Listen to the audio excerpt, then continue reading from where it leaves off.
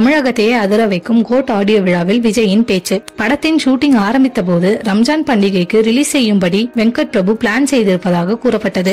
ஆனால் ரம்ஜான் பண்டிகையை முன்னிட்டு படத்தின் ரிலீஸ் தேதியை பற்றிய அறிவிப்பு வெளியானது. அதன்படி கோட் படம் விநாயகர் சதுர்த்தி முன்னிட்டு செப்டம்பர் 5ஆம் தேதி ரிலீஸ் ஆக இருக்கிறது. எனவே ரசிகர்கள் உச்சகட்ட மகிழ்ச்சியில் இருக்கிறார்கள். கண்டிப்பாக விநாயகர் சதுர்த்திக்கு கோட் படம் திருவிழா போல் கொண்டாடப்படும் என்பதில் எந்தவித சந்தேகமும் இல்லை. படத்தின் ஷூட்டிங் கேரளாவில் நடைபெற்றது. அதுதான் படத்தின் கிளைமேக்ஸ் ஷூட்டிங் என்று கூறப்பட்டது. ஆனால் அடுத்த ஷெட்யூலுக்காக படக்குழு ரஷ்யாவுக்கு சென்றது. அங்கு வைத்து முக்கியமான காட்சிகள் படமாக்கப்பட்டன.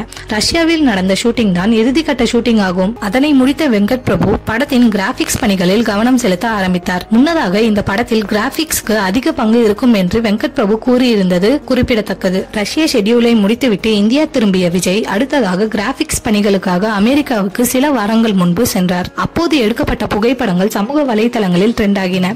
அதனை அடுத்து லாஸ் வெகாஸுக்கு சென்ற படக்குழு அங்கு வைத்து விஜய் சம்பந்தமான கிராபிக்ஸ் பணிகளை மேற்கொண்டது.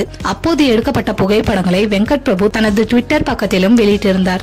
இந்நிலையில் தனக்கு சம்பந்தமான கிராபிக்ஸ் பணிகள் முடிந்துவிட்டதால் விஜய் அமெரிக்காவிலிருந்து சென்னைக்கு வந்தடைந்தார். இதனையடுத்து குட்டி ரெஸ்ட் எடுத்திருக்கும் அவர் தொடர்ந்து கோட் படத்தின் டப்பிங் பணிகளில் ஈடுபடுவார் என்றும் கோட் இசை வெளியீட்டு விழாவிற்கான வேலைகள் தொடங்க வாய்ப்புள்ளதாம். இந்த முறை மிக பிரம்மாண்டமாக இருக்கும் எனவும் கூறப்படுகிறது. அரசியல் கட்சி ஆரம்பித்ததும் நடக்கும் ஆடியோ விழா என்பதால் தமிழகமே காத்திருக்கிறது விஜயின் பேச்சை கேட்பதற்காக.